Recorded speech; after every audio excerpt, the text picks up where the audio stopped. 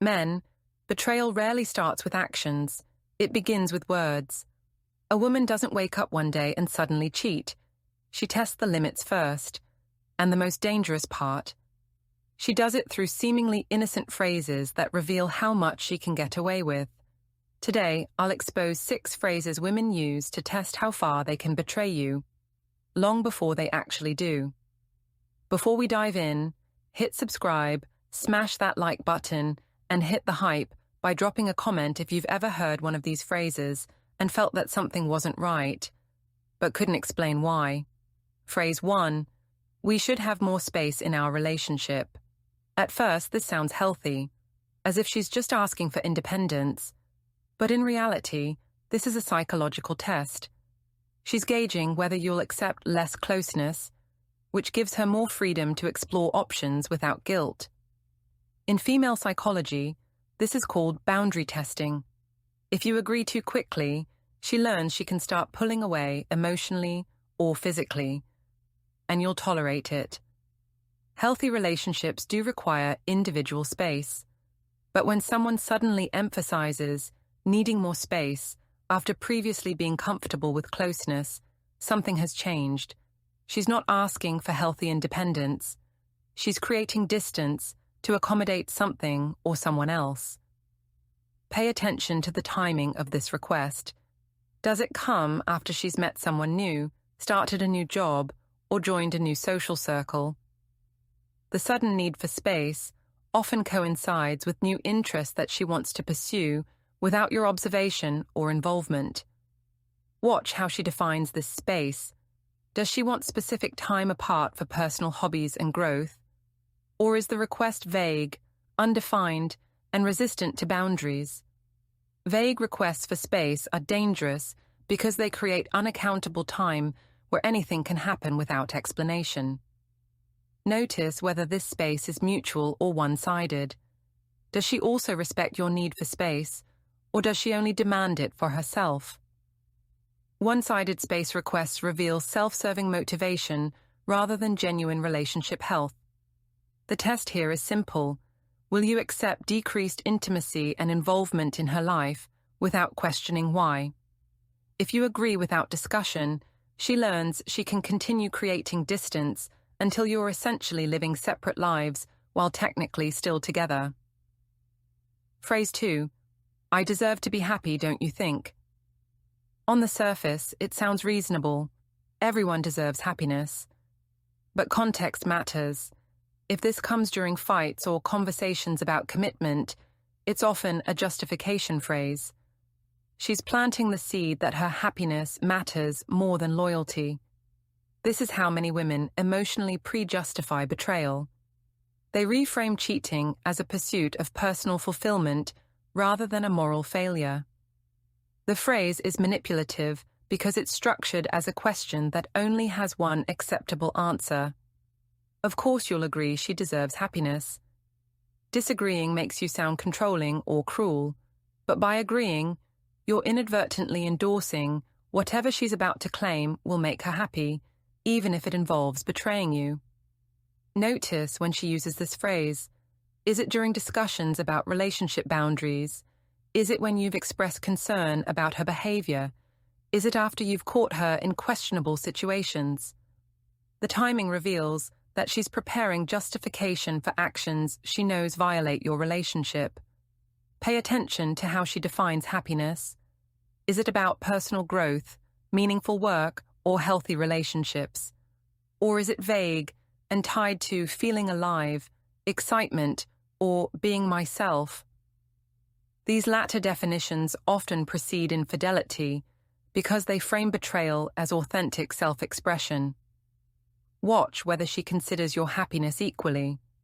Does she care whether you're happy? Does she work to create mutual happiness? Or is happiness framed as an individual pursuit where her needs override the relationship's needs? Selfish framing reveals selfish intentions. The psychological function of this phrase is to establish that her personal happiness justifies any action, including betrayal.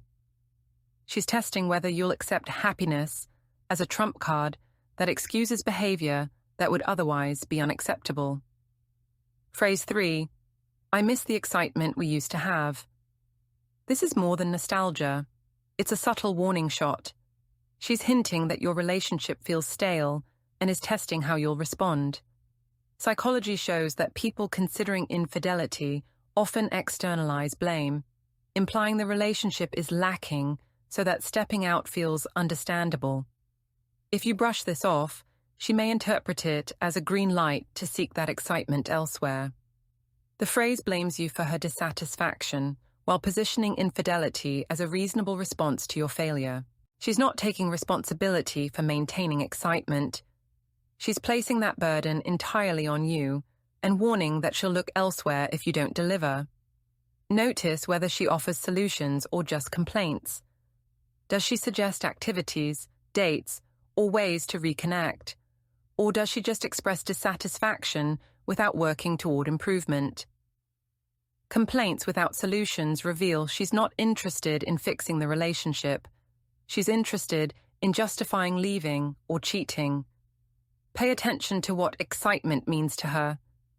Is it about emotional connection and shared experiences, or is it about novelty, unpredictability, and intensity? The latter often signals someone addicted to the honeymoon phase who will chase that feeling through serial relationships or affairs. Watch whether she acknowledges her own role in relationship maintenance. Long-term relationships require both partners to invest in keeping things fresh. If she frames it as entirely your responsibility to excite her, she's refusing accountability and preparing to blame you for her betrayal. The test is whether you'll accept blame for her dissatisfaction and work frantically to entertain her, or whether you'll recognize that mutual effort maintains relationships and that her dissatisfaction might be manufactured to justify decisions she's already considering. Phrase 4. It's not a big deal if we hang out separately, right? Independence is normal, but this phrase is usually about more than just seeing friends. It's a boundary probe, seeing whether you'll question who she's with, where she's going, or how often. If you say sure without follow-up, she learns she can compartmentalize her life and hide things in those separate spaces. Cheating often thrives in unchecked independence, and this phrase tests whether she has that freedom. Healthy couples do spend time apart with their own friends and interests, but when someone suddenly emphasizes spending time separately after previously being comfortable together, or when the request comes with defensiveness, something else is motivating it. Notice the frequency and nature of these separate hangouts. Is it occasionally meeting friends for coffee, or is it multiple nights per week with vague explanations? Excessive separate time creates opportunity for betrayal. Pay attention to her transparency. Does she naturally share who she was with and what they did? Or does she become vague, irritated, or secretive when you ask basic questions? Transparency indicates innocence. Secrecy indicates guilt. Watch whether you're included or systematically excluded. Does she occasionally invite you to meet her friends, or are these hangouts always private? Complete exclusion from entire sections of her life creates space where affairs flourish. The test here is whether you'll grant unlimited, unquestioned independence. If you do, she learns she can maintain entire relationships, including affairs, in the separate spaces you're not allowed to observe or question. Phrase 5. You're overreacting, he's just a friend. A classic manipulation phrase. And a massive red flag. This isn't just about defending a friendship, it's about testing your reaction to potential threats. If she repeatedly dismisses your concerns as paranoia, she's pushing the line to see how much male attention she can surround herself with without consequences. Psychology calls this desensitization. She normalizes behaviors that would otherwise trigger alarm bells. The phrase serves two purposes. It invalidates your legitimate concerns while making you doubt your own perception. You start questioning whether you're being paranoid rather than questioning why her friendships look inappropriate. Notice the pattern. Is this a one-time defense of a genuine friendship, or does she constantly have new male friends who make you uncomfortable? Repeated pattern reveals that maintaining intimate male attention is more important to her than your comfort. Pay attention to the actual friendship dynamics. Do these friends respect your relationship and maintain appropriate boundaries? Or do they text at inappropriate times, make flirtatious comments, or compete for her attention? The nature of the friendship reveals whether it's genuine or inappropriate. Watch her priorities. When you express discomfort, does she work to reassure you and create appropriate boundaries? Or does she defend the friendship at all costs while dismissing your feelings? Her choice between you and the friend reveals who matters more. The psychological tactic is to train you to stop trusting your instincts. Each time she dismisses your concerns, you become less likely to raise them in the future. Eventually, she can maintain obviously inappropriate relationships while you doubt yourself too much to object. Phrase 6, I just need time to figure myself out. This is one of the most dangerous phrases because it's often code for, I want to explore other options. She's not figuring herself out in isolation. She's testing if you'll stay loyal while she experiments. It's an emotional leash. She keeps you close as a safety net while mentally preparing to betray you. Women who say this often already have someone else in mind. They're just gauging whether they can drift without losing you entirely. The phrase creates asymmetrical commitment.